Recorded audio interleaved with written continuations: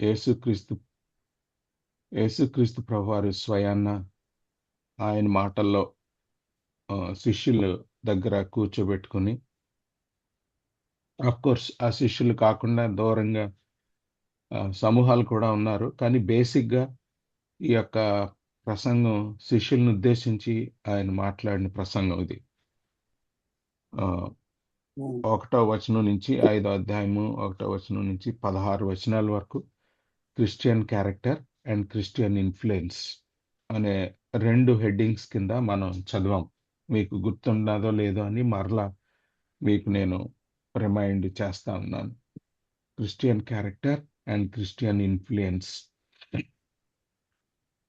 ఈ 17వ వచనం నుంచి 20వ వచనం వరకు క్రిస్టియన్ రైచియస్‌నెస్ గురించి ఇంట్రడ్యూస్ చేశాడు. యాక్చువల్‌గా క్రిస్టియన్ రైచియస్‌నెస్ అంటే ఏంటి అనేది 17 నుంచి 20 వచనాలు. రెండోదేంటంటే అసలు ఒక శిష్యుడి తాలూకు నీతి అప్పటి కాలంలో శాస్త్రుల పరిచయుల నీతి కంటే అధిగమించాలి. అయితే మనం దీన్ని అర్థం చేసుకోవటానికి అప్పటి కాలంలో శాస్త్రులు పరిచయుల యొక్క నీతి ఎలా ఉండేది అనేది కూడా లాస్ట్ టైం మనం చూసాం. వాళ్ళ నీతి ఎలా ఉండేది అనేది ఒక మాటలో ఎవరైనా చెప్తారా? మనం చదువుకున్న దాన్ని బట్టి.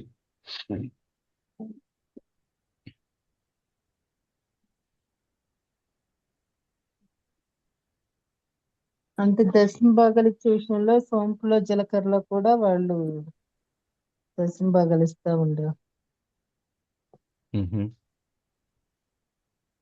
వారు పారంపర్యాచారాలు మాత్రమే పాటించేవారు. విని వెరీ గుడ్. మాత్రమై ఉండేవాళ్ళు కానీ వాక్య ప్రకారం ప్రవర్తించకుండా ఉండేవాళ్ళు. Very good. వేషధారణ కలిగి ఉండేవాళ్ళు. Very good. Very good. కరెక్ట్‌గానే చెప్పారు.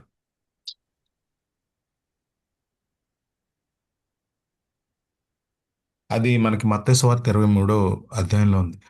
అండి యేసు ప్రభువారు ఎంత తప్పు చేసి ప్రభువా నేను పాపిని అన్నప్పుడు ఆయన దగ్గర తీసుకునేవాడు తోసివేయకుండా. కానీ నటించే వాళ్ళని మాత్రం చాలా విరుచుకు పడిపోయాడండి. ఈ శాస్త్రులు పరిచయాల మీద చాలా విరుచుకు పడిపోయాడు ఆయన. ఆయన యూజ్ చేసినటువంటి భాష చాలా కఠినంగా ఉందండి వాళ్ళ మీద. ఒకసారి చూద్దామా మత్తయి సువార్త 23వ అధ్యాయం.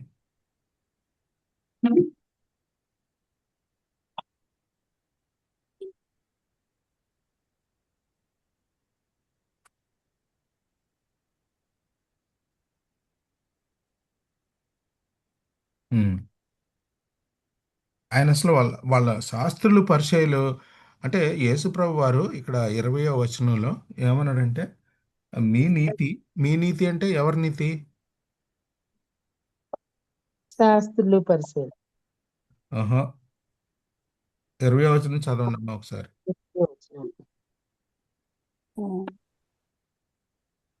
బలిపీఠం 5వ అధ్యాయం 20వ వచనం చదవండి ఒకసారి. అప్పుడు 23కి వెళ్దాం. మత్తయి ముందు 5వ అధ్యాయం 20వ వచనాన్ని అర్థం చేసుకుందాం. శాస్త్రుల నీతి కంటేను పరిసయ్యుల నీతి కంటేను మీ నీతి అధికము కాని ఎడల మీరు పరలోక రాజ్యంలో ప్రవేశింపనేరని మీతో చెప్పుచున్నాను. మీ నీతి అంటే ఎవరిని అడ్రస్ చేస్తున్నట్టు ఇక్కడ? శిష్యులు. Very good. శిష్యులు. సో మీ నీతి శాస్త్రుల నీతి కంటే పరిచయుల నీతి కంటే అధిగమించకపోతే అసలు మీరు పరలోక రాజ్యంలోనే చేరన్నాడు. అది చాలా కొంచెం హార్డ్ స్టేట్మెంట్. అది చాలా హార్డ్ స్టేట్మెంట్. సో అయితే శాస్త్రుల నీతి పరిచయుల నీతి అంటే ఏంటో మనకు కొంచెం తెలుసుకుందాం. అసలు నీతి అంటే ఏంటో, రైచియస్నెస్ అంటే ఏంటో లాస్ట్ టైం నేను ఆల్రెడీ చెప్పాను, కానీ ఒక మాటలో చెప్తాను.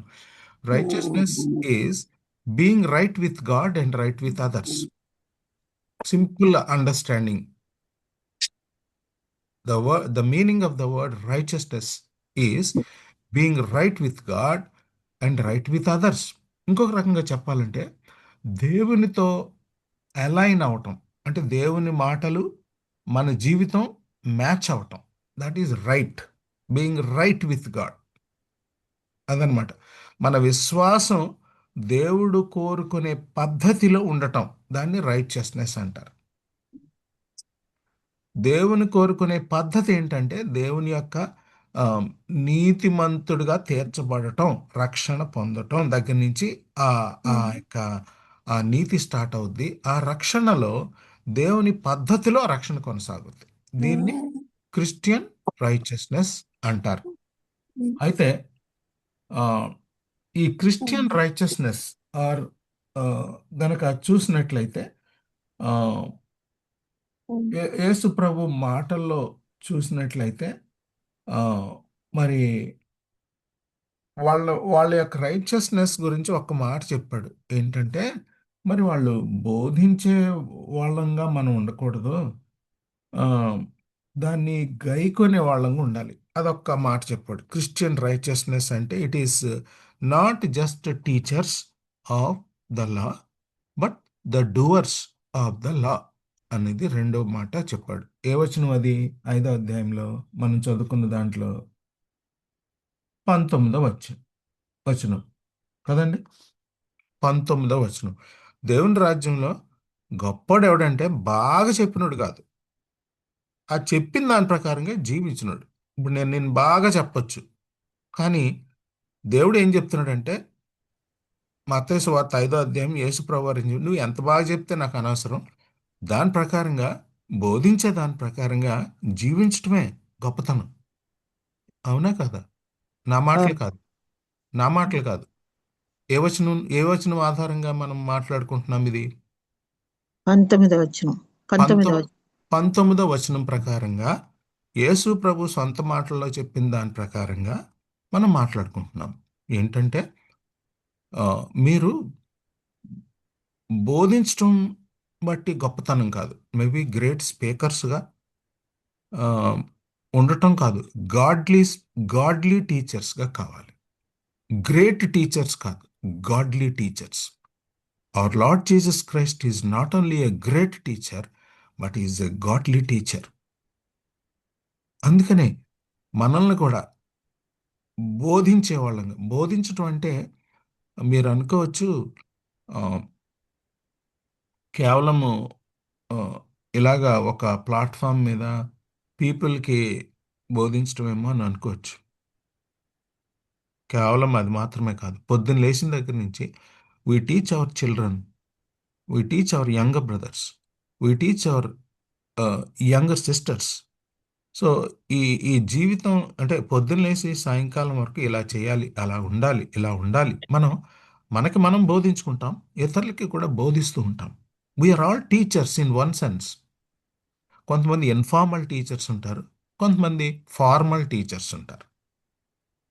అర్థమవుతుంది రెండు మాటలు? అవునండి. ఫార్మల్ టీచింగ్ వేరు, ఇన్ఫార్మల్ టీచింగ్. ఇప్పుడు నేను మాట్లాడేది ఫార్మల్గా మీతో ఈ ప్లాట్ఫామ్ మీద మాట్లాడుతున్నాను. సో ఇన్ఫార్మల్గా కూడా నేను మాట్లాడతాను. మా పిల్లలకి భోజనం చేసేటప్పుడు, టేబుల్ దగ్గర కూర్చునేటప్పుడు, ఒరే ఇలా ఉండాలిరా, ఇలా చేయాలిరా. That is informal teaching. ద్వితీయోపదేశకాండం 6వ అధ్యాయంలో రాసినట్టు మీరు నడిచినప్పుడును, భోజనం చేసినప్పుడును మీరు వారితో బోధించవలను. మీరు అది ఇన్ఫార్మల్. ఇంట్లో బోధించాలి అంటే ఒక ప్రేయర్ టైంలో, అది ఫార్మల్. సో ఈ రకంగా we teach our children formally and informally. All may not teach formally but all we teach informally. So ఈ రకంగా మరి మీరు బోధించే వాళ్ళలాగా మాత్రం ఉండకూడదు. ఆ, ఏదైతే బోధిస్తున్నారో దాని ప్రకారంగా ఆచరించే వాళ్ళే గొప్పవాళ్ళు పరలోక రాజ్యంలో. సో ఇది మాత్రం మనం గమనించుకోవాలి. గ్రేట్ స్పీకరు, చాలా బాగా మాట్లాడతాడు, ఓకే మంచిదే. కానీ దేవుడు ఎక్స్పెక్ట్ చేసే చాలా బాగా మాట్లాడటం ఏంటంటే దాని ప్రకారంగా బోధించిన దాని ప్రకారంగా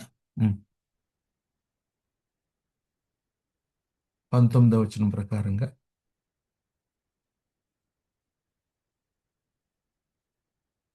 ఇక రెండు మాటలు వాడాడు. చెప్పండి. బోధించే దాని ప్రకారంగా జీవించిన వాడిని ఏమన్నాడు? బోధించిన దాన్ని బట్టి దాని గైకొనేవాడి గురించిన ఇంకొక మాట వాడాడు. ఆ 2 మాటలు చెప్పాలి. 19వ వచనం. అల్పుడు గొప్పవాడు. Very good, very good. అల్పుడు గొప్పవాడు. యాక్చువల్గా అక్కడ ఏమైతే రాసుందో ఆ మాటలే మనం చదువుకుంటున్నాం. అల్పుడు గొప్పవాడు, అదనమాట. ఈ దేవుడు కన్సిడర్ చేసే గొప్పతనం దేని మీద ఆధారపడి ఉంటుంది మనకి? దేవుడు కన్సిడర్ చేసే గొప్పవాడు అనే గొప్పతనం దేని మీద ఆధారపడి ఉంటుందన్నాడు? ఎవరైతే గైకొంటాడో ఆ వెరీ బోధని. గుడ్. ఎవరైతే గైకుంటారో వాళ్ళని అనుసరిస్తారు వాళ్ళని ప్రభు గొప్ప పరలోక రాజ్యంలో గొప్పవాడు అన్నాడు. అల్పుడని ఎవరన్నారు? ఎవరినన్నాడు?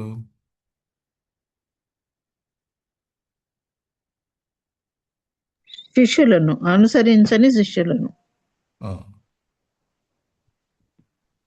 ఆజ్ఞలలో ఒక్కటైనా మీరి అలాగే అది చేయకుండా ఎవరు బోధిస్తాడో అది వాడు అల్పుడు. అది అంటే బోధించిన దాని ప్రకారంగా గైకొనని వాడు అల్పుడు, బోధించే దాని ప్రకారంగా జీవించేవాడు గొప్పవాడు. అందుకని జేమ్స్ గారు అంటారు, అరే బాబు, మీరు ఎక్కువ మంది బోధకులుగా ఉండకండి, ఎందుకంటే మీరు చాలా లెక్క చెప్పాల్సి వస్తుంది దేవుడికి అంటాడు ఆయన. జేమ్స్ గారు ఉత్తరంలో 2వ అధ్యాయంలో చెప్తాడనమాట. మీరు మీరు టీచర్స్గా ఉండండి అంటాడు బైబిల్. టీచర్స్గా ఉండండి అంటది. కానీ మీరు టీచర్స్గా ఉండండి, కానీ టీచర్కి ఉన్న గొప్ప బాధ్యత ఏంటంటే బాగా చెప్పటం ఒకటే కాదు, ఆ చెప్పిన దాని ప్రకారంగా గైకోవటం. అది టీచర్ తాలూకు, బైబిల్ టీచర్ తాలూకు గొప్పగా ఎంచుతాడు దేవుడు. సో కాబట్టి రైచియస్నెస్ అంటే ఏంటో చూసాము. యేసు ప్రభు వారు మరి నీతిమంతుడు అనేవాడు ఏ విధంగా ఉండాలి అనేది 2 మాటల్లో చెప్పి ఒక పరలోక రాజ్యంలో ఘనంగా ఎంచబడేవాడు అల్పుడుగా ఇలా ఉంటారు అని నీతి నెరవేర్చడం ఏంటంటే చెప్పిన దాని ప్రకారంగా జీవించడం. అది నీతి నెరవేర్చడం, బేసిక్ అండర్స్టాండింగ్ యేసు ప్రభు మాటల్లో. అది అయిపోయిన తర్వాత కంక్లూడ్ చేస్తున్నాడు రైచియస్నెస్ గురించి 20వ వచనంలో. కాబట్టి మీరు మీ నీతి శాస్త్రుల నీతి, పరిసయ్యుల నీతుల కంటే అధిగమించాలి. మీరు శాస్త్రుల నీతి లాగా ఉంటే కుదరదు. వాళ్ళ నీతి ఏంటంటే కేవలం చెప్పటమే. శాస్త్రులు పరిసయ్యుల నీతి వాళ్ళు చెప్పేవాళ్ళు, చేసేవాళ్ళు కాదు. మీరు అలా ఉండొద్దు. నా శిష్యులు మీరు.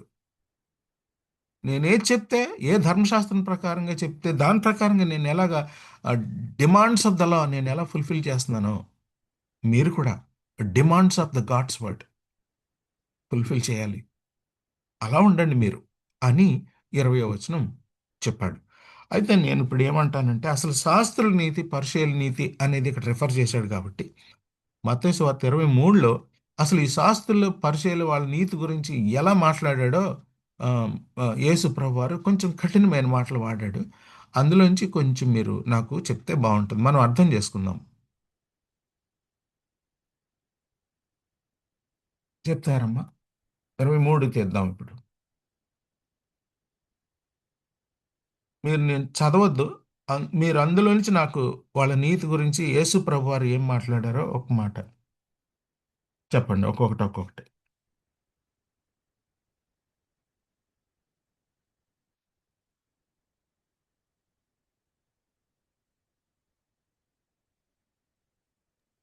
సహోదరునితో అనుసరించి అసమాధానం గైకొనుడి అన్నాడు. వచనం చెప్పి నాకు మీరు అందులోంచి మాట్లాడాలి. కావున నీవు బలిపీఠం వద్ద అర్పణం నర్పించుచుండగా నీ మీద నీ సహోదరునికి విరోధం ఏమైనను కలదని అక్కడ నీకు జ్ఞాపకం వచ్చిన ఎడల. అంటే ఎక్కడి నుంచి మాట్లాడుతున్నారమ్మా? 23 మత్తయి 23 నుంచి అడుగుతున్నాను. 5వ అధ్యాయం 23. నేను అడిగిన ప్రశ్న ఏంటంటే మత్తయి 23లోంచి అసలు శాస్త్రుల నీతి పరిచయుల నీతి ఎలాంటిదో యేసు ప్రభు ఆ, మాటల్లో మనం అర్థం చేసుకుందాం అంటున్నాడు. అక్కడ మాట్లాడాడు శాస్త్రుల పరిచయుల గురించి. అంటే వాళ్ళు మోషే సహోదరునితో చెప్పినవన్నీ అనుసరించి నడుచుకొనుడి అంటుంది. అది కాదండి, నాకు ఒక మాటలో చెప్పండి. అంటే మీరు చదివి ఆ వచనాన్ని ఆ, వేస్తున్నాడు బ్రదర్. వాళ్ళు వేషధారణ, ఓకే, ఇంకా వారు క్రియల వాళ్ళకి చొప్పున చేయుదురు. వాళ్ళకి సమాజం వాళ్ళకి కావాల్సింది ఏంటంటే అగ్ అగ్రపీఠాలు కావాలి. ఎక్కడుంది? ఆ, రెండు రెండులోనే ఉంది. అంటే వాళ్ళకి పొజిషన్స్ కావాలి. అదనమాట, వాళ్ళకి పొజిషన్స్ కావాలి. నెంబర్ 1. ఇంకా మనుషుల మీద మోయే సఖ్యము గల భారాన్ని మోపుతారు, కానీ చిటికిన వేలుతో కూడా వెళ్ళరు, పైకి ఎత్తరు. అంటే మోయరు వాళ్ళు మోయరు. మోయరు అంటే వాళ్ళు చెప్పేవాళ్ళు కానీ చేసేవాళ్ళు కాదు. ఇంకా రక్షక రేఖలు వెడల్పుగాను తమ చెంగులు పెద్దవిగాను చేయుదురు. అంటే దాని అర్థం అంటే డాంబికంగా కనబడడానికి ఇష్టపడతారండి. రైట్, డాంబికంగా కనబడడానికి ఇష్టపడతారు. అంటే posing themselves they are great teachers. అదనమాట. హై- విందులో అగ్రస్థానాన్ని అయిపోయింది కోరుతారు. అది 5వ వచనం. అయిపోయింది అది. మంచి మంచి స్థానాలు అంటే పవర్ వాళ్ళకి కావాలి, పొజిషన్ కావాలి వాళ్ళకి. ఓకే, ఇంకా వారు సమాజ బోధకులని పిలవడం మందిరాల్లో ఆ, సంత వీధుల్లో వందనాలు కోరుకుంటారు. ఆ, అంటే వాళ్ళకి పబ్లిక్ లో వాళ్ళకి చాలా గౌరవం కావాలి, లేకపోతే చాలా కష్టపడిపోతారు. అంటే ఎవరైనా ఒకవేళ అయ్యగారు అయ్యగారు అని అనకపోతే వాళ్ళు చాలా కష్టపడిపోతారు వాళ్ళు. సంత వీధులు అంటే దాని అర్థం ఏంటంటే పబ్లిక్ స్క్వేర్స్ మీ అనమాట. బోధకుడు వాళ్ళు మంచి ఏం స్పీకర్ అని పిలువబడుతుంటారు. ఏమండి? మంచి స్పీకర్స్ అని, మంచి బోధకులని పిలువబడాలనుకుంటారు మనుషుల చేత. ఏ వచనం ప్రకారంగా మాట్లాడుతున్నారమ్మా మీరు? 7వ వచనం. 7వ వచనం. 8వ వచనం. అంటే వాళ్ళు వచ్చినప్పుడు వాళ్ళకి ఫస్ట్ మంచి ప్లేస్ పెట్టాలి, అది దాని అర్థం అక్కడ. ఇప్పుడు అందరిలో ఒకళ్ళని నేను అని అనుకోవాలా ప్రతి టీచర్ కూడా. ఏంటంటే నన్ను గౌరవించలేదు, నాకు మంచి పొజిషన్ లేదు, నాకు ఒక మంచి ప్లేస్ పెట్టలేదు. సో ఒక ఒక సింహాసనం లాంటిది వేసి నన్ను కూర్చోబెట్టలేదు, అగ్రస్థానం. అదనమాట, నన్ను స్టేజ్ మీదకి పిల్లలేదు. అర్థమవుతుందా నేను చెప్పేది? అగ్రస్థానం అంటే అది. వాళ్ళకి వాళ్ళు కోరుకునేది అది. అదనమాట. అది రికగ్నిషన్ కావాలి వాళ్ళకి, రికగ్నిషన్ కావాలి వాళ్ళకి. సో ఇవన్నీ ఖండిస్తున్నాడు యేసు ప్రభు వారు. ఇది వాళ్ళ నీతి, ఇది వాళ్ళ నీతి. ఇంకా యేసుక్రీస్తు ప్రభు వారు ఒక్కరే గురువై ఉండగా వారే గురువులు అనిపించుకోవడానికి ఇష్టపడుతున్నారండి. ఇష్టపడుతున్నారు. ఆ గురువు కిందకి రావట్లేదు. తండ్రి అని ఆ, పిలువబడాలని ఏ వచనం ఇష్టపడతారు. ఏ వచనం అండి? వచనం చెప్పమంటున్నాను నేను ముందు. 10. 10వ వచనం అండి. అలాగే ఇంకా ఇంకా ఫాస్ట్గా చెప్పేయాలి. ఇంకా చాలా ఉన్నాయి శాస్త్రుల పరిచయాల గురించి, నీతి గురించి.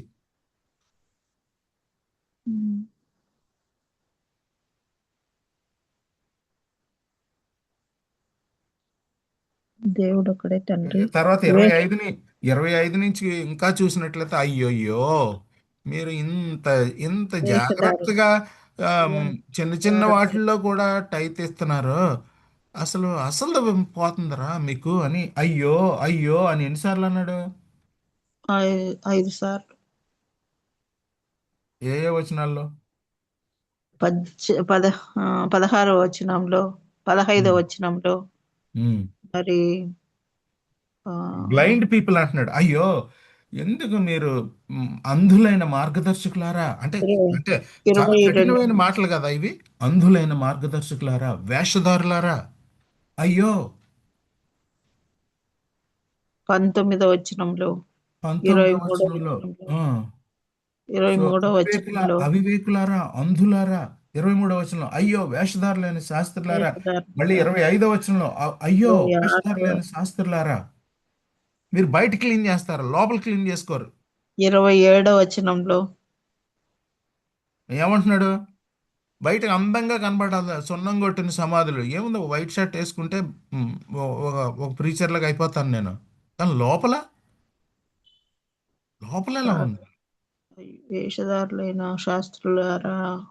సున్నం కొట్టిన సమాధులను పోలి ఉన్నారు.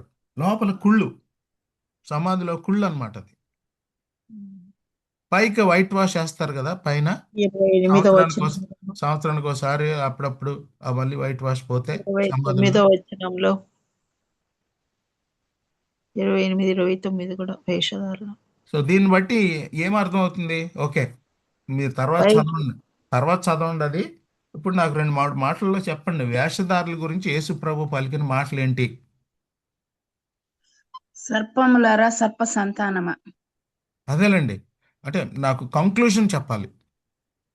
అదేనండి, బోధిస్తారు కానీ పాటించరు, అనుసరించరు, వాటిని ఆ, వాటి వలన నడుచుకొనరు, ఆ, ఇంప్లిమెంట్ చేయరు అని. ఇంప్లిమెంట్ చేయరండి ఫండమెంటల్గా. ఇది కానీ ఒక అధ్యాయాన్ని కేటాయించాడు యేసు ప్రభు వారు వాళ్ళ గురించి, అయ్యో అయ్యో అయ్యో అన్నట్టుగా. ఎందుకంటే వాళ్ళు అంత కష్టపడి వాక్యం చదివారు, కంఠస్థ పడతారు, బోధిస్తారు, అసలు ఏంది చేయరు వాళ్ళు. పైకి మాత్రం ఆ, ఆ, బోధకులని అనిపించుకుంటారు.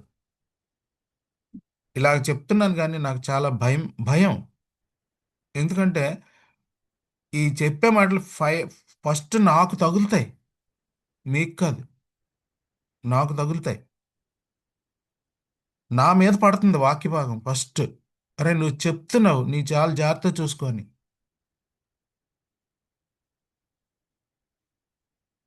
ఈ రకంగా ఆ,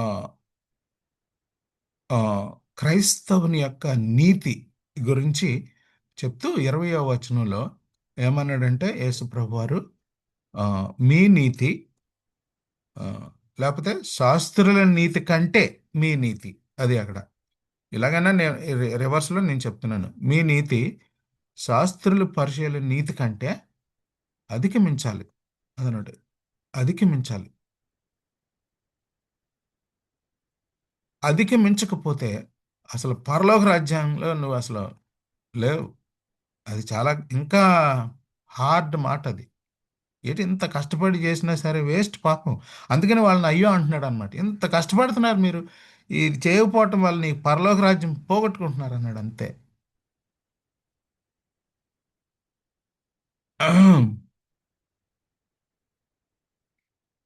ముందుకు వెళ్దామా ఇంకా 21వ వచనం నుంచి మరి.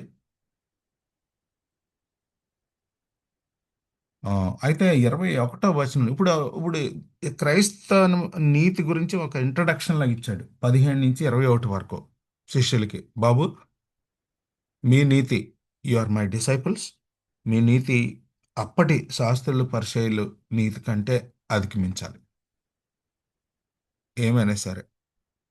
అలాగ అధిగమించినప్పుడే పరలోక రాజ్యానికి వారసులు అవుతారు అని ఒక ఇంట్రడక్షన్ ఇచ్చేసిన తర్వాత 21 నుంచి మొదలుపెట్టాడు.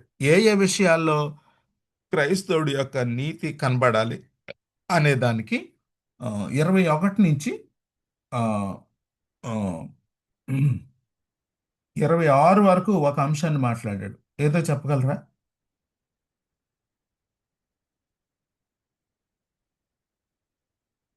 21 నుంచి 26 వరకు ఒక అంశం, నీతిగా ఎలా ఉండాలి అనే దానికి ఒక అంశం మాట్లాడాడు. ఏంటి అంశం?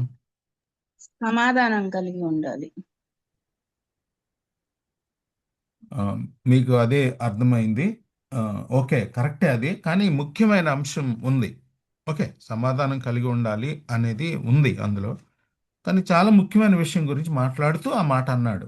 నరహత్య చేయకూడదన్నాడు. Very good, very good. ఎవరు చెప్పారు? కరెక్ట్గా చెప్పారు. So he talked about murder. Murder, yeah, he talked about murder. So నీతి మరి మనం డైలీ దైనందిక జీవితంలో మరి ఆ, ఆ కోపాన్ని మర్డర్ని ఈక్వల్ చేశాడు. So avoiding anger which is equal to murder అన్నాడు. తర్వాత ఇంకొక ఆస్పెక్ట్ తీసుకున్నాడు 27వ వచనం నుంచి ఆ, ఉమ్, 30వ వచనం వరకు. వ్యభిచారం గురించి చెప్పండి. వ్యభిచారం. వ్యభిచారం. సో 21 నుంచి 26 వరకు నరహత్య గురించి మాట్లాడాడు. 27 నుంచి 30 వరకు వ్యభిచారం గురించి. ఎవరితో మాట్లాడుతున్నాడు ఈ మాటలో? విశ్వాసులతోనా అవిశ్వాసులతోనా? విశ్వాసంతోనే, శిష్యులతో. విశ్వాసులతోనే. అదనమాట. విశ్వాసులతో నరహత్య గురించి, వ్యభిచారం గురించి యేసు ప్రభు ఓపెన్గా మాట్లాడుతున్నాడు. ఇదేదో సీక్రెట్ కాదు ఇది. తర్వాత 31 నుంచి 32 వరకు వివాహ బంధాన్ని గురించి చెప్తున్నాను. వివాహ బంధాన్ని గురించి మాట్లాడు. Very good. సో ఈ 3 విషయాలు మనం ఒకదాని తర్వాత ఒకటి చూద్దాం. నెంబర్ 1 నరహత్య, మర్డర్. నెంబర్ 2 వ్యభిచారం, వ్యభిచారము, వ్యభిచారం. నెంబర్ 3 వివాహ వివాహం. బంధం. వివాహం. ఇంకా కొంచెం ఇంకా స్పెసిఫిక్గా చెప్పాలంటే డైవర్స్. వివాహం కంటే డైవర్స్ గురించి మాట్లాడాడు ఇక్కడ. అంతేనా? అవునండి. సో ఈ 3 విషయాలు 1 by 1 మనం చదువుదాం మన స్టడీలో. ఫస్ట్ ఇప్పుడు మనం దేని గురించి చదువుదాము? నరహత్య నరహత్య. 21. 21 నుంచి 26 వరకు మనం చదువుదాం. సో నరహత్య గురించి మరి మనం చదువుదామా? మొదలు పెడదామా? Yes brother. చదవండి మరి 21 నుంచి 26 వరకు. నరహత్య చేయవద్దు. నరహత్య చేయువాడు విమర్శకు లోనగునని పూర్వీకులతో చెప్పబడిన మాట మీరు విన్నారు కదా. నేను మీతో చెప్పున్నదేమనగా, తన సహోదరుని మీద కోపపడు ప్రతివాడు విమర్శకు లోనగును. తన సహోదరుని చూచి వ్యర్థుడా అని చెప్పువాడు మహాసభకు లోనగును. ద్రోహి అని చెప్పువాడు నరకాగ్నికి లోనగును. కావున నీవు బలిపీఠం వద్ద అర్పణం నర్పించుచుండగా నీ మీద నీ సహోదరునికి విరోధం ఏమైనను కలదని అక్కడ నీకు జ్ఞాపకము వచ్చిన ఎడల అక్కడ బలిపీఠం ఎదుటనే నీ అర్పణము విడిచిపెట్టి మొదట వెళ్ళి నీ సహోదరునితో సమాధానపడుము. అటు తరువాత వచ్చి నీ అర్పణము అర్పింపుము. నీ ప్రతివాదితో నీవు త్రోవలో ఉండగానే త్వరగా వానితో సమాధానపడుము. లేని ఎడల ఒకవేళ నీ ప్రతివాది నిన్ను న్యాయాధిపతికి అప్పగించును, న్యాయాధిపతి నిన్ను బంట్రోతుకు అప్పగించును. అంతటా నీవు చెరసాలలో వేయబడుదువు. కడపటి కాసు చెల్లించు వరకు అక్కడ నుండి నీవు వెలుపలికి రానేరవని నీతో నిశ్చయముగా చెప్పుచున్నాను. ఆమేన్. ఆమేన్. ఆమేన్. ప్రభు మాటలు ఇవి. ఎంతో మనం మర్యాదగా, గౌరవంగా ఆయన సొంతంగా మాట్లాడిన మాటలు ఇవి. వీటిని ఎంతో శ్రద్ధగా మనం చదివి నేర్చుకుందాం. అసలు ఈ ఈ సారికి ఇలాగ అన్నాడు, మీరు నరహత్య చేయొద్దని మీరు పూర్వీకుల దగ్గర నుంచి మీరు విన్నారు. పూర్వీకులు అంటే ఎవరై ఉంటారు? ధర్మశాస్త్రం మోషే దగ్గర నుండి. కరెక్ట్. మోషే అన్న దగ్గర నుంచి, మోషే తాత అందాం, మోషే తాత నుంచి మీరు వింటా ఉన్నారు. నరహత్య చేయొద్దు, నరహత్య చేసినాడు విమర్శకు లోనవుతాడు, దేవుడి జడ్జిమెంట్కి లోనవుతాడు, మీరు విన్నారు. అయితే నేనేం చెప్తున్నానంటే ఇదే మాట ఇక్కడ కూడా అన్నాడు, 27లో కూడా అదే అన్నాడు. విన్నారు మీరు. వ్యభిచారం చేయబోని చెప్పిన మాట మీరు విన్నారు. నేను మీతో చెప్పినది ఏమనగా 27 ఇక్కడ కూడా అదే సెంటెన్స్ వాడాడు. మీరు పూర్వీకులు చెప్పిన మాట ఏంటంటే నరహత్య చేయొద్దు అని విన్నారు, కానీ నేనేం చెప్తున్నానంటే చెప్పండి ఇప్పుడు. వ్యభిచారము చేయవద్దు. నరహత్య అనే దానికి మళ్ళీ రీడిఫైన్ చేస్తున్నాడు యేసుప్రభు వారు. అర్థమవుతుందా?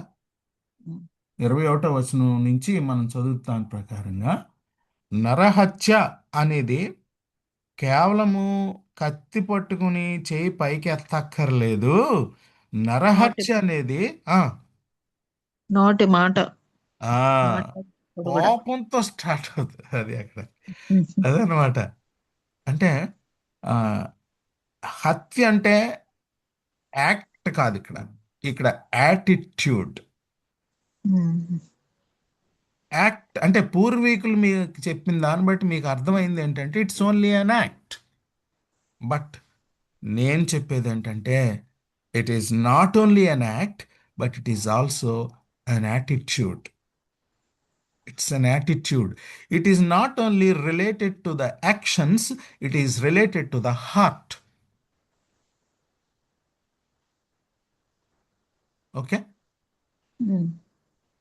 కాబట్టి అంటే మనం ఏమనుకుంటామంటే నేను ఎవరి మీద ఒక కత్తి పట్టుకుని ఎత్తి చంపలేదు అనుకుంటాం. శిష్యులకి చెప్తున్నాడు అనమాట, బాబు అది కాదు, అసలు మీరు పూర్వీకులు చెప్పిందేమో ఇది యాక్ట్, బట్ నేను చెప్పేది ఏంటంటే it is related to the heart. Is related to the hands but it is related to the heart. నరహత్య అనేది మరి చేతులతో చేసేది, పిసికి చంపేయటం, గొంతు చంపేయటం, లేకపోతే కత్తితో పొడవటాలు, అది అది కేవలం అది మాత్రమే కాదు. కోపపడటం దగ్గర నుంచి నరహత్య స్టార్ట్ అవుతుంది. ఈక్వల్ ఆ రెండింటినీ లెవెల్ చేస్తాడు యేసుప్రభు వారు. అదండి యాక్ట్ని. తర్వాత కోపం. యాంగర్ని కూడా లెవెల్ చేసి పడేశాడు. అదనమాట. కో- నువ్వు చేత్తో చంపినా అదే విమర్శ, కోపపడి ఆ, హృదయంతో కోపపడిన కోపపడినా అదే విమర్శ. అంతే, ఈక్వల్ చేసి పడేశాడు కదా. ఎంతో జాగ్రత్తగా ఉండాలి. నేను చెప్పేది ఏంటంటే మీరు అది విన్నారు పూర్వీకులు చెప్పింది, కానీ నేనేం చెప్తున్నానో వినండి. నేను చెప్పినది అథారిటీ. Christ is authority. అదనమాట. లాకి ఆయన భాష్యం చెప్తున్నాడు. ఇప్పుడు లాకి భాష్యం చెప్తున్నాడు యేసు ప్రభువారు. ప్రాపర్ ఇంటర్ప్రిటేషన్ చెప్తున్నాడు యేసు ప్రభువారు ధర్మశాస్త్రానికి. నేను చెప్పినది ఏమనగా, ఎనీవే చూద్దాం. ఆ, మరి కోపడటమే తప్ప అసలు పడకూడదా? మరి పడచ్చు, కానీ రాత్రి వరకు ఉంచద్దు అంటున్నాడు. సమాధాన పడాలి త్వరగా, వీలైనంత త్వరగా సమాధాన పడాలంటాడు. ఆ తర్వాత వద్దాం సమాధానం పడడానికి. అసలు నా సింపుల్ ప్రశ్న ఏంటంటే అసలు మనం కోపపడొచ్చా, కోపపడకూడదా? పడచ్చు. అది ఆ ఆన్సర్ చాలు నాకు. సో కోపడొచ్చు, కానీ ఎఫీసీయులకు రాసిన పత్రిక 5వ అధ్యాయంలో మాట్లాడినట్టు కోపపడుడి కానీ కానీ చేయకుడి. కోపము అదనమాట. చేయకుడి. అదనమాట. అంటే 2 రకాల కోపాలు ఉన్నాయి ఇక్కడ. కొంచెం రిలీజ్ వచ్చింది. ఆ? రిలీఫ్ కొంచెం రిలీఫ్ వచ్చింది. కొంచెం రిలీఫ్ వచ్చింది. ఆ, కోపపడొద్దని బైబిల్ చెప్పట్లేదు, కోపపడాలి. అక్కడ తప్పు జరుగుతుంటే మరి కోపపడొద్దా? యేసు ప్రభు వారు ఆ టెంపుల్ దగ్గరికి వచ్చారండి, టేబుల్ అంతా తోసేసి కోపపడలేదా? కోపడ్డాడు ఆయన. కోప్పడ్డారు. కోపడ్డారు ఆయన. కోపపడాలి. అన్యాయం జరుగుతున్నప్పుడు, అక్రమం జరుగుతున్నప్పుడు, తప్పు జరుగుతున్నప్పుడు కోపపడాలి, దువ్వకూడదు. ప్రేమించడమే. అదనమాట. ప్రేమించడమే. ఆదరించడమే. తప్పు జరిగినప్పుడు కోపపడమే. దాన్ని బైబిల్ ఏం చెప్తుందంటే రైచియస్ యాంగర్ అంటారు. దాన్ని బైబిల్ ఏం చెప్తుంది? Righteous anger. Righteous anger. యేసుక్రీస్తు ప్రభువారు ఆయన దేవాలయానికి వచ్చినప్పుడు కోపపడినప్పుడు is it a righteous anger, unrighteous anger?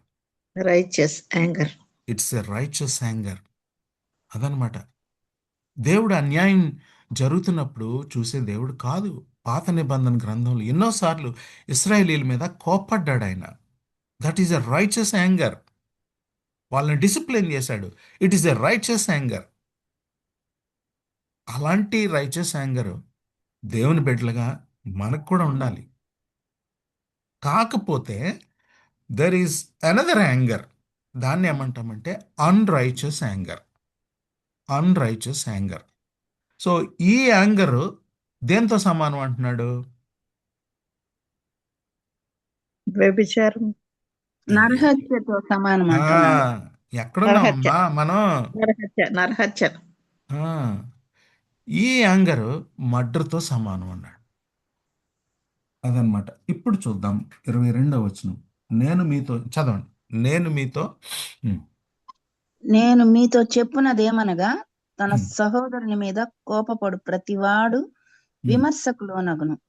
తన అదనమాట. సహోదరుని ఆ, చూచి వ్యర్థుడా అని చాలు. చెప్పువాడు. ఆ, ఆ, ఇక్కడ డిగ్రీలు చెప్పాడనమాట. లోపల కోపం పెట్టుకోవటం, గ్రడ్జ్ అంటే ఇక ఇక మీకు అతను కనబడితే ఇంకా ఆమ్, ఏం చే దాన్ని ఏమంటాం, అది తన సహోదరుని మీద ఒక రకమైన ఆ, లోపల ఒక గ్రడ్జ్ అనమాట. పగ. దులిపేద్దాం కనబడితే చాలు. అంటే దులపకపోవచ్చు కానీ లోపల అదనమాట. లోపల కోపం అనమాట. పగ, రైట్. లోపల ఉంటుంది, అది కనబడదు. అది పైకి నవ్వుతూ కనబడవచ్చు కానీ లోపల ఉంటుంది అనమాట. కొంతమందికి ఏముంటుంది, ఆ కోపం ఏముంటుంది అంటే ఇటు చస్తే బాగుండు, ఇడికి ఏదైనా యాక్సిడెంట్లు వచ్చి పోతే బాగుండు, అదనమాట. ఆ రకమైనటువంటి పగ, వీడికి ఏదైనా జరిగితే బాగుండు, పగ. సహోదరుడి మీదే, బయట వాళ్ళు కాదు. ఇక్కడ సహోదరుడు అన్నాడా, బయట వాళ్ళ గురించి అన్నాడా? సహోదరుని మీద. ఇది బిలీవర్స్ మధ్యలో సంగతి మాట్లాడతాం. అన్బిలీవర్స్ ఇప్పుడు ఇక్కడ ఈ కాంటెక్స్ట్ కాదు. సో హృదయంలో కోపపడటం, కోపాన్ని ఆ యొక్క ఎజిటేటింగ్ నేచర్ని లోపల అక్కడ స్టార్ట్ అవుద్దండి. ద్వేషం, ద్వేషంతో స్టార్ట్ అవుద్ది ఈ వ్యభిచారం అనేది. సారీ, నేను మళ్ళీ అదే మీ మాట వాడుతున్నాను. ఈ నరహత్య అనేది ద్వేషంతో స్టార్ట్ అవుద్ది. అది తర్వాత నెక్స్ట్ స్టేజ్ ఏంటి? 22 లాస్ట్ పార్ట్లో ప్రతివాడు విమర్శకులో ఉన్నాడు. కోపంతో స్టార్ట్ అవుద్ది. అది కోపం హృదయంలో ఉంటుంది. తర్వాత అది ద్రోహి ఎలాగా, అని పిలుస్తాం. అది ఎలా బయటపడుతుంది? సహోదరుని వ్యర్థుడా అంటాం లేదా ద్రోహి అని చెప్తాం. అదే ఎలా బయటపడుద్ది అంటున్నాను నేను. ఆ తర్వాత నెక్స్ట్ స్టేజ్, లోపల ఉన్న కోపం ఎలా బయటపడుద్ది? విమర్శిస్తాం ఫస్ట్. విమర్శ లేక మాటలు. స్టేజ్ 1 హృదయంలో ద్వేషం. స్టేజ్ 2 మాటలు. అదనమాట, విమర్శించే మాటలు. వ్యర్థుడా అని దేవుడిచ్చినటువంటి ఆ ఇమేజ్ని డీహ్యూమనైజ్ చేయటం, దాన్నే డీహ్యూమనైజింగ్ అంటారు. ద్వేషము, విమర్శ. వ్యర్థుడా అంటే యు ఆర్ ఎ ఫూల్, వ్యర్థుడా, యూస్లెస్. అసలు దేవుడు ఇచ్చినటువంటి ఇమేజ్ని అది డీఫేమ్ చేసినట్టట, వ్యర్థుడా అనే మాట. It is defaming God's image. మూడో లెవెల్ ద్రోహి. అదనమాట, నువ్వే జడ్జిమెంట్ ఇచ్చేస్తున్నావు. ఇప్పుడు స్టేజ్ 1, స్టేజ్ 2, స్టేజ్ 3 చెప్పండి. ఇప్పుడు ఇందులో రాసినయే, నేను సొంత మాటలు ఇక్కడ చెప్పట్లేదు. వ్యర్థుడా, విమర్శ, కాదు. ద్వేషము, లోపల ద్వేషించే, హృదయంలో కోపం. ద్వేషము, విమర్శ, ద్రోహి. ఇంకొకరు ఎవరన్నా చెప్పండి క్లియర్గా. ద్వేషం, విమర్శ అంటే అతను చనిపోవాలని కోరుకుంటాడు, నరకానికి వెళ్ళి. నేను అడిగింది ఏంటంటే యేసు కోప ప్రభు చెప్పిన దానిలో ఆ 3, కోప 4 స్టేజెస్ ఉన్నాయి కదా, 1 by 1 చెప్పమంటున్నాను. కీడు జరగాలనుకొని తలంచటము, కోపపడటము, విమర్శించటము, వ్యర్థుడా అని పిలువటం. కోపపడే తీర్పు. ప్రతి వాడును విమర్శకు లోనవును. మ్హూ. మీరు మళ్ళీ చెప్పారు కానీ లాస్ట్ సెంటెన్స్ మరలా వెనక్కి వెళ్ళిపోయారు. నెంబర్ 1 ఈస్ హృదయంలో ద్వేషించటం, అక్కడ ద్వేషం స్టార్ట్ అవుద్ది నరహత్య. రెండోది ఆ, విమర్శిస్తాం. ఆ, మాటల మాట. ద్వారా వెరీ గుడ్, మీరు చెప్పండి సార్, బాగా చెప్తున్నారు. సో మాటల ద్వారా, మాటల ద్వారా సో మాటల ద్వారా ఆ కోపాన్ని వ్యక్తపరుస్తారు. ఫూల్ అంటారు. అంటే దేవుడిచ్చినటువంటి ఆ యొక్క ఆ ఇమేజ్ని చూశారు, ఆయన స్వరూపాన్ని మనం కించపరుస్తున్నాం.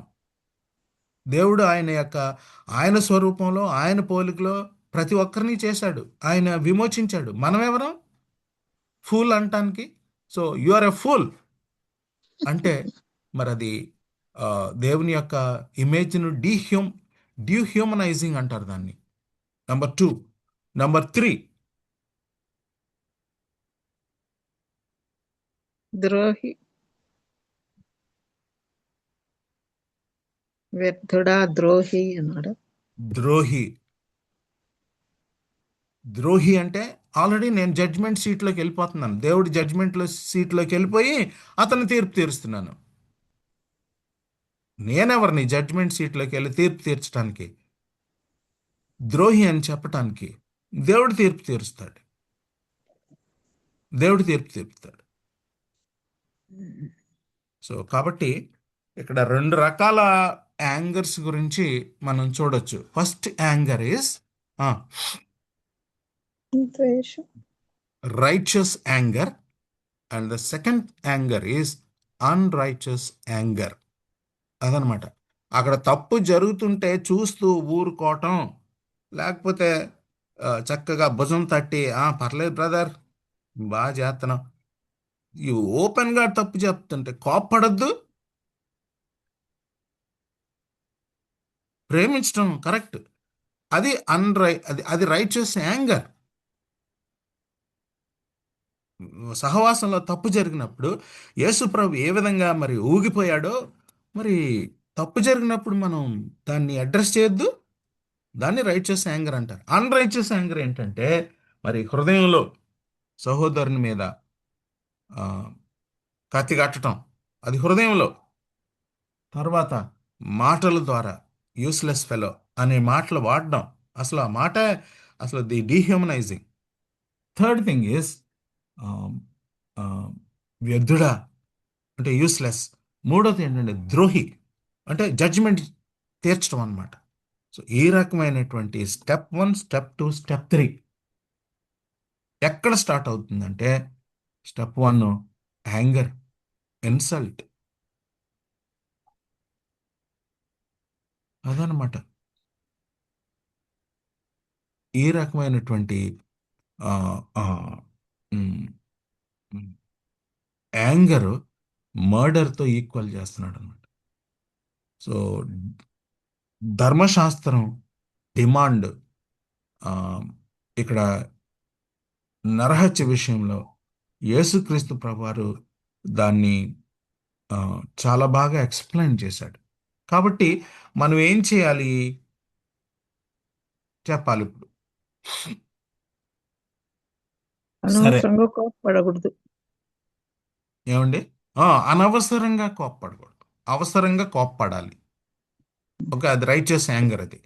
సో అయితే మరి సహోదరుడి మీద మరి ద్వేషాన్ని మనం పెంచుకోకూడదు. మర్చిపోవాలా, కోప్పడడం వేరు, ద్వేషం వేరు. ఇది 6th కమాండ్ కదా. తర్వాత మరి ఆలోచనలో కానీ హృదయంలో కానీ ఎక్కడ కూడా ఉండకూడదు అది. అదనమాట. ఆలోచనల దగ్గర నుంచి, మాటల దగ్గర నుంచి అప్పుడు క్రియలకు వచ్చేస్తుంది అనమాట. వ్యర్థుడా అన్న తర్వాత జడ్జిమెంట్ అయిపోయిన తర్వాత యాక్షన్కి వచ్చేస్తుంది అది లాస్ట్. సో ఇక్కడ యేసుక్రీస్తు ప్రభువారు యాక్షన్ యాటిట్యూడ్ని రెండింటిని కూడా మర్డర్ కింద తీసుకొచ్చాడు. అలాగైతే పొద్దున్న లేచిన దగ్గర నుంచి మనం ఎలా తప్పించుకుంటాం ఈ 6వ ఆజ్ఞ నుంచి?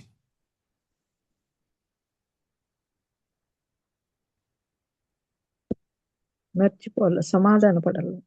అది అదనమాట మనం అవాయిడ్ అంటే చాలా వరకు అవాయిడ్ చేసుకుంటాం. అయినా సరే మన సిన్ఫుల్ నేచర్ కాబట్టి మనకి ఆ హృదయంలో ఆ ద్వేషం ఉంటుంది. మళ్ళీ మళ్ళీ అనుకుంటూనే ఉంటాం అడిగితే మళ్ళీ చేసి. మళ్ళీ అనుకుంటూనే ఉంటాం. అప్పుడు యేసు ప్రభు దాన్ని ఎలాగో దానికి సొల్యూషన్ కూడా ఇచ్చాడు. ఇప్పుడు సొల్యూషన్ గురించి మాట్లాడదాం.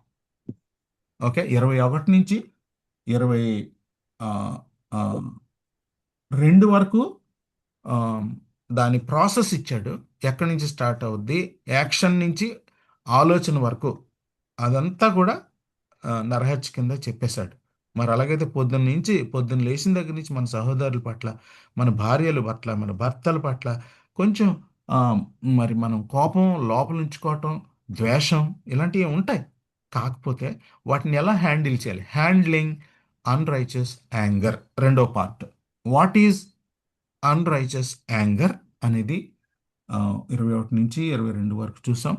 హ్యాండ్లింగ్ అన్రైచియస్ యాంగర్, యశుప్రభు వారు ఆ, ఆ, మరి యాక్షన్ని యాటిట్యూడ్ని నరహత్య కిందే తీసుకొచ్చాడు, దాని కిందకి తీసుకొచ్చాడు.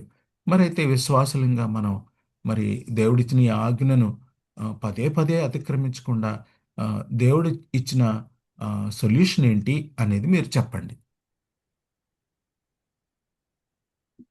చెప్పాలి.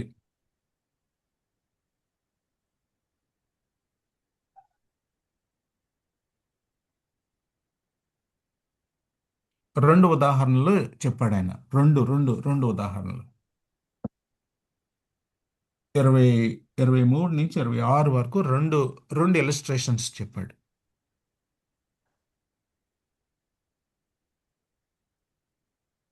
బలి అర్పించుట కంటే సహోదరునితో సమాధాన పడటం శ్రేష్టం అని చెప్పాడు. అది కరెక్ట్ గా అలాగే రాస్తుందా? ఎలా? కోపము జ్ఞాపకం వచ్చిన ఎడల బలిపీఠం వద్దని బలిని వదిలిపెట్టమన్నాడు, వెళ్ళి సమాధాన పడ్డామన్నాడు. మీ ఛాన్స్ అయిపోయింది, నెక్స్ట్ వాళ్ళు చెప్పాలి. ఓకే, కొంత మీరు కరెక్ట్ చెప్పారు, పూర్తి కరెక్ట్ కాదు.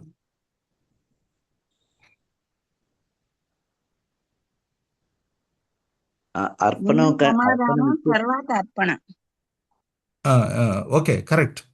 ఇంకా నాకు కొంచెం అక్కడ ఏం ఎగ్జాక్ట్గా రాసిందో చక్కటిగా మీరు మాటల్లో చెప్పాలి నాకు. అది బ్రదర్స్ ఎవరో చెప్తున్నారు, చెప్పండి, చెప్పబోతున్నారు బ్రదర్స్, అదే చెప్పండి. కాటన్నా?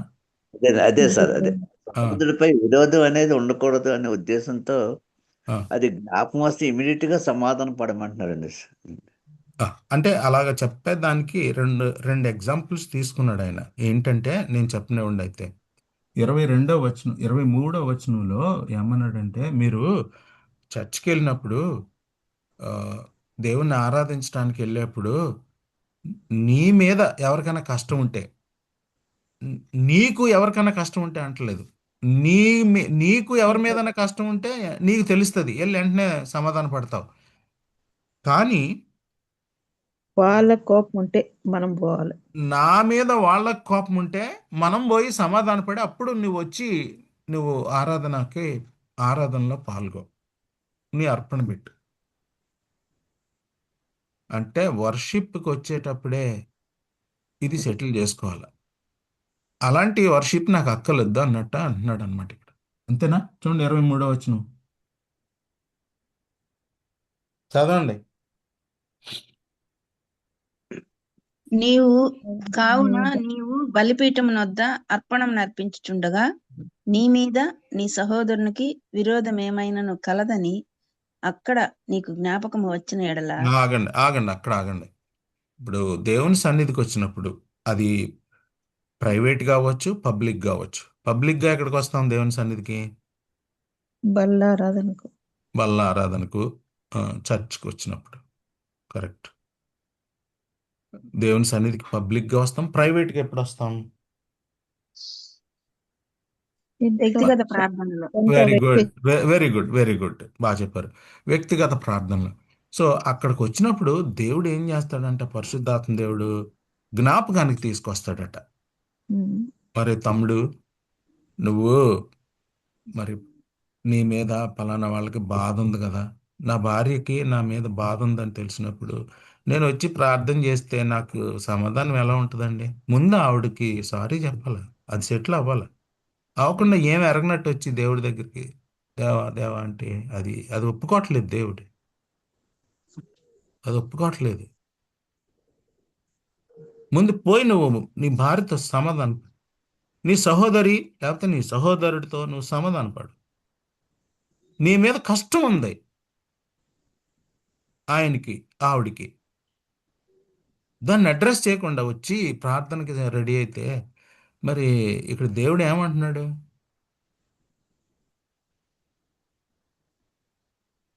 Still still there is a grudge in you. అది సెటిల్ చేసుకోండి అని నా దగ్గరికి వస్తే go go back, settle that and come and offer. అది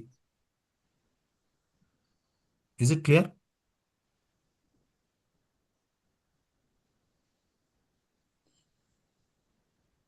ఎస్ ఆర్ నో? సార్.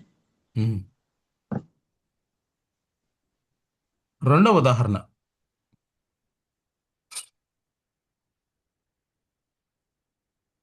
ఆడ పడేమంటున్నాడు అంతే. అర్పణ అక్కడ వదిలేసి వెళ్ళి ముందు వెళ్ళు, సమాధానపడు, అప్పుడు నాకు వచ్చి అర్పించు. అది సరే అమ్మా, అది ఒకటే ఒక ఎగ్జాంపుల్. రెండో ఎగ్జాంపుల్ ఏంటి తీసుకున్నాడు? అంటే ఈ యొక్క అన్రైచియస్ యాంగర్ని ఎలాగా ప్రాసెస్ చేయాలి అనే దానికి సొల్యూషన్ ఇస్తూ రెండు ఉదాహరణలు తీసుకున్నాడు అన్నాడు కదా. ఒక ఉదాహరణ ఏంటంటే, ఒకవేళ అంటే ఒక ఎగ్జాంపుల్ అనమాట అది.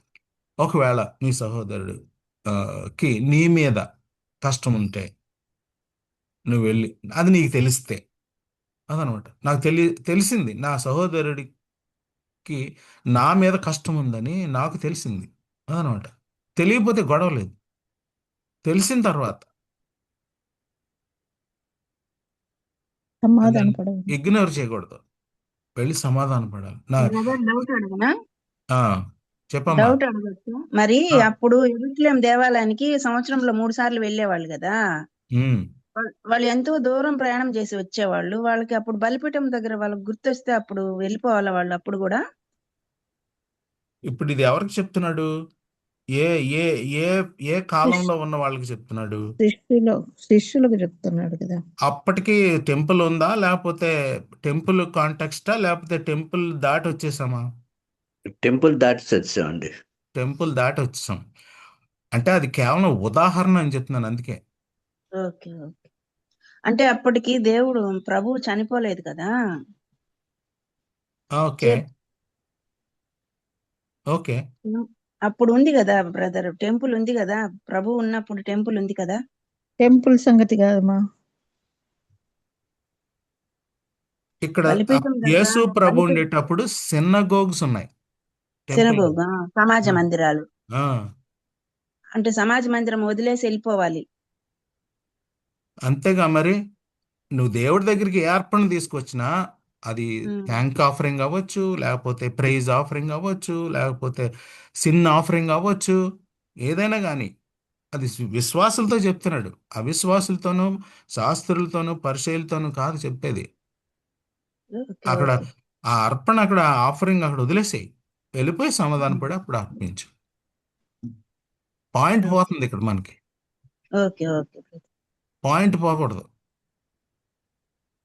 ఇప్పుడు మన కాంటెక్స్ట్ లో చూసినట్లయితే, ఇందాక చక్కగా మనం అనుకున్నాం, అది వ్యక్తిగతమైనటువంటి సన్నిధి అవ్వచ్చు, దేవుని సన్నిధి, లేకపోతే అందరం కలిసి ఆరాధించే ఒక వర్షిప్ అవ్వచ్చు, చర్చ్ కావచ్చు. ఇప్పుడు మనము ఆరాధనలో ఉన్నప్పుడు మన మీద వేరే వాళ్ళకి ద్వేషం ఉంటది కదా. వాళ్ళు మనకు దూరంగా ఉన్నారనుకోండి వేరే ఊర్లో, అప్పుడైనా మనము ఆరాధన నుంచి వెళ్ళిపోవాలా? ఫోన్లు ఉన్నాయిగా, ఆరాధనకి మనం ఫోన్ మనం స్విచ్ ఆఫ్ చేస్తాం కదా బ్రదర్, అది అంటే నాకు. అంటే అంత లిటరల్ గా కాదు దాని అర్థం. ఉమ్, అది ఉదాహరణ. అది నువ్వు ఉమ్, ఆరాధనకు బయలుదేరావు. సో ఉమ్, సో వచ్చే వారం నీకు ఆరాధన, ఫర్ ఎగ్జాంపుల్. వచ్చే వారం నీకు ఆరాధన. ఇప్పుడు తెలిసింది ఉమ్, నీకు టైం ఉమ్, ఉందిగా సమాధాన పడడానికి. ఉమ్. ఉమ్, ఓకే. ఇంకా దేవుడు మరీ అంత అర్జెంటుగా నీకు అసలు అప్పుడే గుర్తొచ్చి అప్పటికప్పుడుకి అవ్వదు అంటే దేవుడిని అడగొచ్చు.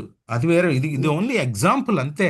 దాని అర్థం ఓకే, ఏంటంటే ఓకే, దాన్ని అంత మరీ అంత ఉమ్, ఏంటది దాన్ని ఆ, ఆ, తల వెంట్రుకలాగా పేకక్కర్లా. అది ఓకే, ఓకే. చెయ్యాలి మొత్తానికి. అది ఏంటి, ఎప్పుడు చేయాలా, అప్పుడే సమాధాన పరిగెత్తాలా, అది కాదు అక్కడ సమాధానం. ఆ, పడాల, ఇప్పుడు సమాధాన మనము పడాలి. ఆ, ఇప్పుడు మనము హోలీ కమ్యూనియన్ లో ఉన్నప్పుడు ఆ, మనకు గుర్తొచ్చింది అనుకోండి, మనం పార్టిసిపేట్ చేసి తర్వాత వెళ్ళి వాళ్ళతో ఆ, సమాధాన పడొచ్చా? చెప్పొచ్చు. చెప్పొచ్చు. దానికంటే ఉమ్, ఓకే. ముందు అంటే మనం దేవుణ్ణి క్షమాపణ అడుక్కోవాలమ్మా. మనకు వాళ్ళ మీద ద్వేషం ఉన్నదని మనకు తెలిసింది. అక్కడ మనకు గుర్తొచ్చినప్పుడు మనం ఏం చేయాలి? వెంటనే దేవుని సన్నిధిలోనే ఉన్నాం గనక, అయ్యా నేను తప్పు చేశాను, వాళ్ళకి నా మీద కోపం ఉంది, నేను అది గ్రహించలేకపోయాను, ఇప్పుడు నాకు గుర్తు చేసావు, నన్ను క్షమించయ్యా అని అడిగితే ఆ పాపం పోతుంది అక్కడ. తర్వాత వెళ్ళి మీరు సమాధాన పడండి. అంటే అది అది అది కేవలం ఉందని తెలుసుకొని రియలైజ్ అవటం ఒక స్టెప్. ఒక స్టెప్. రెండో స్టెప్ ఏంటంటే వెళ్ళి సమాధాన పడు. అప్పుడే కంప్లీట్ అవుద్ది ద ప్రాసెస్. అదే మనం ఇప్పుడు కమ్యూనియన్ లో పార్టిసిపేట్ చేస్తున్నామంటే ఫస్ట్ దేవునితో సమాధాన పడాలి, తర్వాత మన సహోదరులతో కూడా ఫర్ సమాధాన ఎగ్జాంపుల్ పడాలి. సమాధాన ఫర్ పడాలి. ఎగ్జాంపుల్ నేను ఇంట్లోనే చూద్దామండి. ఎందుకు ఉమ్, పెద్ద పెద్ద ఇంట్లోనే చూద్దాం. నా భార్యకి నా మీద కష్టంగా ఉంది, ఫర్ ఎగ్జాంపుల్. తెలుసు నాకు అది. తెలిసిన తర్వాత నేను ప్రార్థనకి ఎలాగ వెళ్ళగలను దేవుని దగ్గరికి? అమ్మా నేను ప్రార్థన చేయలేకపోతున్నాను, సో క్షమించు నన్ను, ఇలాగా నా మీద నీకు కష్టం ఉంది, ఏ విషయంలో నేను నీకు కష్టపెట్టానో ఐఎమ్ సారీ అంటే అక్కడ అది పాసిబుల్. అది అది చేయకుండా నువ్వు వాళ్ళ దగ్గరికి వెళ్ళాను అవన్నీ కరెక్టే, కానీ పాసిబిలిటీ ఉన్నప్పుడు అది చేయకుండా దీని సంగతి ఎందుకు? ఇది పాసిబులే కదా, చెప్పండి నాకు. Yes brother. ఆ?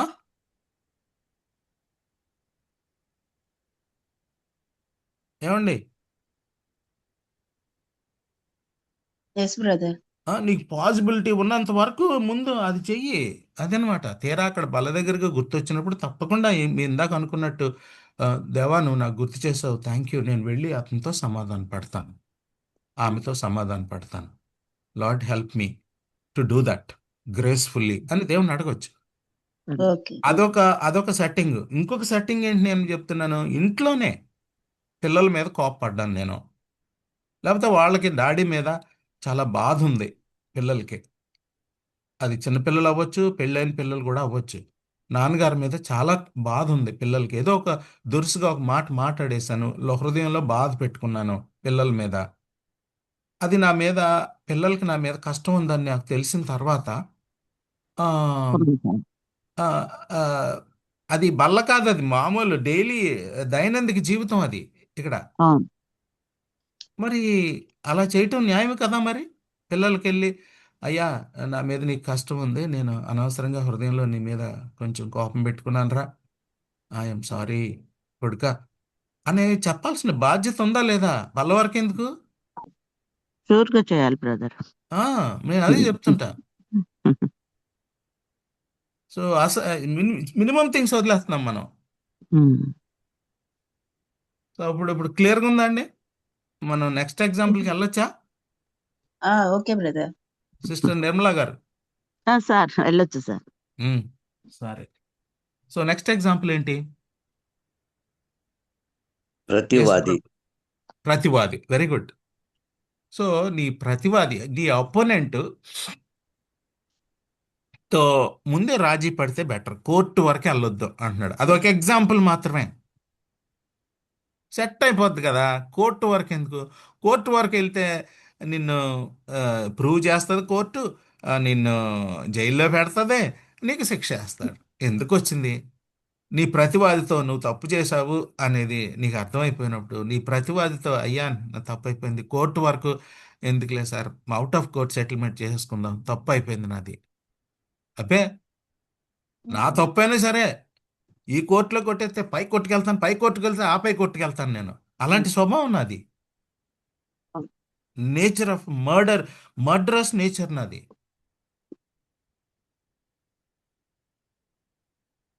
అది రెండో ఎగ్జాంపుల్. ఏమండి? దేర్ ఫోర్ కాబట్టి ఇదంతా 25వ వచనంలో ఉంటుందండి. నీ ప్రతివాది నీకు త్రోవలో ఉండగానే వానితో సమాధాన పడము, లేని ఎడల నీ ప్రతివాది నిన్ను న్యాయాధిపతికి అప్పగించును, న్యాయాధిపతి నిన్ను బంట్రోతుకి అప్పగించు, చెరసాల్లో అదనమాట ప్రాసెస్ చెప్తున్నాడు అక్కడ.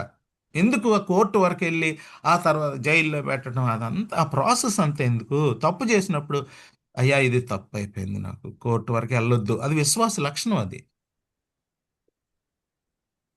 ఆ గ్రడ్జ్ లోపలికి, ఆ ఫైట్, ఆ రకమైన కోపం లోపల ఎందుకు? సో కాబట్టి మనం పాజిటివ్ స్టెప్స్ తీసుకోవాలి యాంగర్ని హ్యాండిల్ చేయటానికి.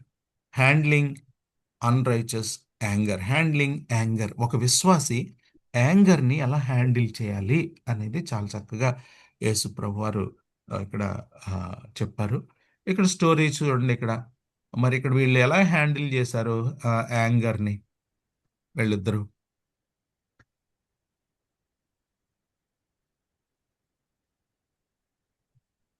ఈ స్టోరీ ఎవరిదే? కయ్యను హేబెలు. ఆ, ఆయన ఎలా ఎలా హ్యాండిల్ చేశాడు కయ్యను? కయ్యను నిగ్రహించుకోలేకపోయాడండి తర్వాత ఇంకొకరు కోపాన్ని. ఎవరండి? ఓకే ఓకే, అదర్స్ చెప్పాలి ఆ ఒకటి స్టోరీలో నుంచి. ఒకరేమో క్షమాపణ వెళ్ళి అడగడం అండి, రెండోదేమో సమాధానం పడడం అండి. అంటే ఆ, తప్పిదం చేయడం అంటే ఇప్పుడు కయ్యూన్ కోపం ఎక్కడ స్టార్ట్ అయింది సార్? హృదయంలో. ఆ, అది అనుకోలేదండి, సారీ. ఆ, ఆ, కయ్యని వరకు వెళ్ళలేదండి నేను. ఆ, మరి ఎక్కడ వరకు వెళ్ళారు?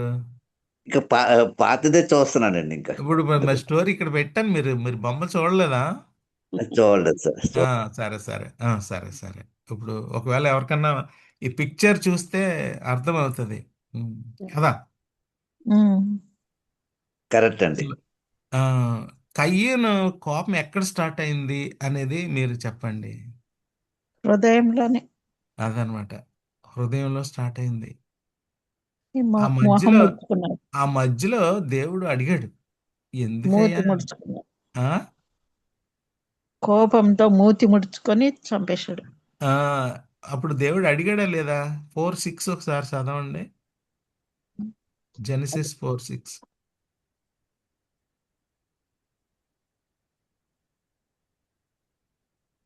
యెహోవా కయ్యూనుతో, నీకు కోపమేలా, ఆగండి. ముఖము చిన్నబుచ్చుకొని ఆ, నావేమి, ఆ, ఆ, ఆ. నీవు సత్క్రియ అంటే చేసిన ఓకే ఓకే. నీవు దేవుడు, సత్క్రియ చేసిన నేను ఒక్క వచనమే అడిగాను. దేవుడు మన యొక్క అక్రమమైన కోపాన్ని ఏ స్టేజ్లో అడ్రస్ చేయటం మొదలు పెడతాడు? మన హృదయంలో ఉన్నప్పుడే తెలుసు ఆయనకు. అది మనం కొన్నిసార్లు మన హృదయం మనల్ని మోసం చేసేస్తుంది. అదనమాట. ఏ నీవే మరి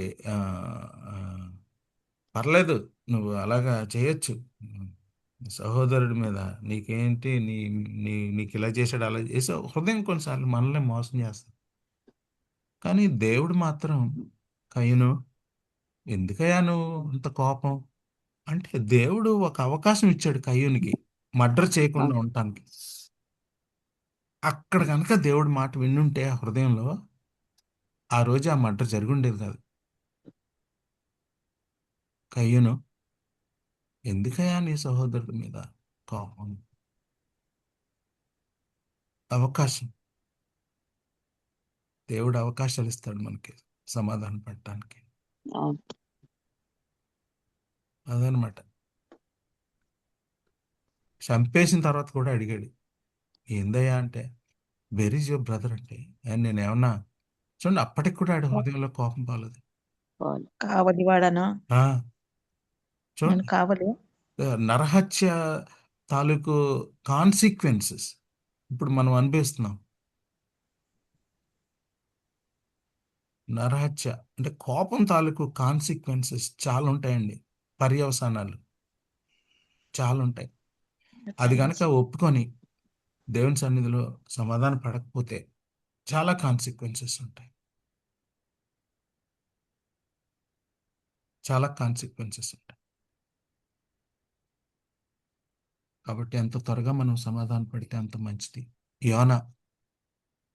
యోనాను కూడా అడుగుతాడు దేవుడు, యోనా నువ్వు మరి నినివే ప్రజల గురించి నేను అంత అంత జాగ్రత్త తీసుకుంటే నువ్వు ఆఫ్టర్ ఆల్ ఒక చెట్టే మాడిపోతే అంత కోప్పడిపోయావు, మరి ఆ మరి అలా కోప్పడడం న్యాయం అంటావా యోనా?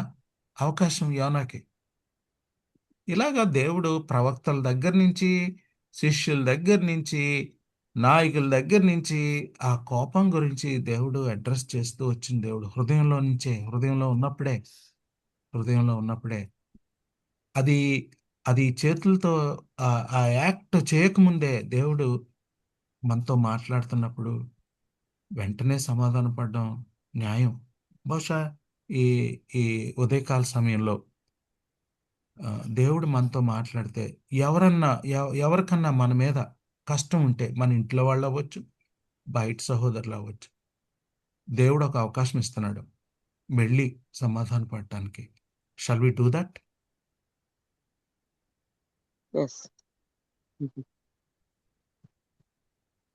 ఎప్పుడో ఆదివారం ఆ బల్ల వరకు వెయిట్ చేయాలా? అవసరం లేదు. అవసరం లేదు, అవసరం లేదు. దినదినము దినదినము ప్రతిదినము క్షమాపణ అడగాలి. మరి ఏం చేద్దాం? మరి దేవుడు జ్ఞాపకానికి తీసుకొచ్చినప్పుడు, మనకు తెలిసినప్పుడు, మన మనస్సాక్షికి అది అర్థమైనప్పుడు వెంటనే వెళ్ళి, ఇందాక ఎవరో అన్నారు వాళ్ళు మనకు దూరంగా ఉంటే మరి ఫోన్లు ఉన్నాయిగా, ఫోన్ చేసి ఒక ఫోన్ కాల్ లేకపోతే ఒక వెళ్ళి ఎంతో ఎంతో ఇది కావాలి, ధైర్యం కావాలి దానికి. మన అహం ఒప్పుకోదు, అయినా సరే వెళ్ళి సమాధానం పడాల్సింది. కానీ అట్లా అడిగిన తర్వాత చాలా మంచి సమాధానం వస్తుంది మనసుకు, సంతోషం అవుతుంది. ఓకే, కాబట్టి మనం ఆనెస్ట్గా మనం దేవుని దగ్గర పరిశుద్ధాత్మ దేవుడు మనకి చెప్పినప్పుడు చాలా ఆనెస్ట్గా యథార్థంగా మనం ఈ ఈ ఈ పని చేద్దాం. సో పాపానికి దారితీసే కోపం సార్వభౌముడైనటువంటి దేవునికి వ్యతిరేకం కాబట్టి దాన్ని డీల్ చేద్దాం, దాన్ని త్వరగా అడ్రస్ చేద్దాం. అలాగూ దేవుని సన్నిధికి వెళ్దాం. దేవుడు ఆ మేరకు మనల్ని అందరినీ కూడా ఆ మేరకు మనకి సహాయం చేయనుగాక. ఆమేన్. ప్రైజ్ లాడయ్య గారు, ఇప్పటి వరకు క్రిస్టియన్ రైటియస్నెస్ మీద అద్భుత వాక్య పరిచర్య చేసిన రంగనాథమయ్య గారికి వర్చువల్ ప్రేయర్ ఫెలోషిప్ తరపున కృతజ్ఞతలండి. మరి ముగింపు ప్రార్థన మరియు ఆశీర్వాదం ఇవ్వవలసిందిగా పాస్టర్ శీలం రాజు గారిని మనవి చేస్తున్నానండి. పాస్టర్ శీలం రాజు గారు, మీరు సిద్ధంగా ఉన్నట్లయితే ముగింపు ప్రార్థన ఆశీర్వాదం ఇవ్వగలరా? ఓకే, చేయమంటారా? చేయండి బ్రదర్. ప్రేమల ప్రభు దగ్గర తల్లి మీకు వందనాలు చెల్లిస్తున్నాము నాయన. మమ్మల్ని ప్రేమించి మా పైన కృప చూపించారు తండ్రి, శృతిస్తూ ఉన్నాం. స్తోత్రాలు ప్రభు. మా ఇష్టం పొడిగించి తండ్రి మరొక దినాన్ని మధ్య అనుగ్రహించారు ప్రభు, చెల్లిస్తున్నాం ఆయన. మరి వాక్యం ద్వారా మాత్రం శృతిస్తున్నాం ప్రభు. తను మా జీవితాలు అయా కట్టుకొని ప్రభు అయా మీరు చెప్పే విధంగా తను జీవించడానికి తల్లి మీ కృపనివ్వండి ప్రభు. మీ సన్నిధి కావాలని తోడించి ప్రార్థన చేస్తున్నాం ఆయన. వాక్యం చెప్పే విధంగా మా జీవితాలు ఈ అంతా ప్రభుత్వం భక్తులను కృప చూపించండి. అలాగే ప్రభు వచ్చే భాషలో ఉన్న ప్రతి ఒక్క కుటుంబానికి అప్పగిస్తున్నాం తండ్రి. మేమంతా ప్రభు అయ్యా తండ్రి మీ మచబడడానికి మీకు బతకడానికి తండ్రి మీ సహాయం మాకు అందించండి. మహిమ మీరు పొందండి, ప్రదర్శించండి, మంచి ఆరోగ్యంతో నింపండి, సాక్షులుగా ఉంచండి, మహిమ పొందమని దినమంతా మీ సహాయం కోరుతూ కృపను నడిపించమని నీకు వందనాలు చెల్లించుకుంటూ యేసుక్రీస్తు నామములో ప్రార్థిస్తున్నాము తండ్రి. చిన్న మనవి ఏంటంటే వాక్యం తర్వాత ప్రార్థన చేసేటప్పుడు దేవుడు ఏదైతే చెప్పాడో ఆ విషయాలు ప్రస్తావించటం, ఆ రకమైన సాయం దేవుడి దగ్గర నుంచి కోరటం ఎంతో అవసరం అని అలాగూ ప్రార్థన చేద్దాం. ప్రభువా, మేము ఎవరికైతే మా మీద కష్టం ఉందో అది గమనించి పరిశుద్ధాత్మ దేవా మీరు మాకు బయలుపరుస్తూ ఉండగా మేము సమాధాన పడడానికి మాకు సహాయం చేయి అని స్పెసిఫిక్గా ప్రార్థన చేద్దాం. స్పెసిఫిక్గా ఆ మాట పలికితే ఆ దేవుడు మనకు సాయం చేస్తాడు, ఏదో జనరల్గా కాకుండా. నా పాయింట్ అర్థమైందా? పరలోక ప్రార్థన ముగింపు ఆశీర్వాదం శీలం రాజు గారు దయచేయండి. మా తండ్రి, నీ నామ పరిశుద్ధపరచబడును గాక, నీ రాజ్యం వచ్చును గాక, నీ చిత్తం పరలోకమందు పొందిలాగా భూమి యందు నెరవేరును గాక. మాకు కావాల్సిన ఆహారమును దయచేయము, మా ఎడల అపరాధము చేయవారిని క్షమించినట్లు మా అపరాధములను క్షమించుము, తప్పించుము. ఎందుకంటే రాజ్యం, శక్తి, మహిమ నిరంతరము నీవే. మా తండ్రి అయిన దేవుని ప్రేమ, కుమారుడైన యేసయ్య కృప, పరిశుద్ధాత్మ యొక్క సన్నిధి, సహవాసం కాపుదల మనందరికీ తోడుగా ఉండి మనల్ని ఆయన వాక్యానుసారంగా సమాధానపరిచి ఆయన కొరకై నమ్మకంగా మహిమాత్మ బతికింపజేయను గాక. ఆమేన్. ప్రైజ్ లార్డ్ అయ్య గారు. ముగింపు ప్రార్థన మరియు ఆశీర్వదించిన పాస్టర్ శీలం రాజు గారికి, వాక్య పరిచయం చేసిన బ్రదర్ రంగనాథం గారికి, కూడి వచ్చిన విశ్వాసులైన పరిశుద్ధులందరికీ ప్రభు నామంలో వందనాలండి. రమణ మిగిడయ్య గారు ఏమైనా చెప్తారా? ఏం లేదమ్మా, పొరపాటుని హ్యాండ్ రైజ్. ఓకే అయ్య గారు. ప్రభు చిత్తం అయితే రేపటి దినాన తిరిగి కలుసుకుందాం. అంతవరకు సెలవు తీసుకుందాం. Praise the lord to all అండి.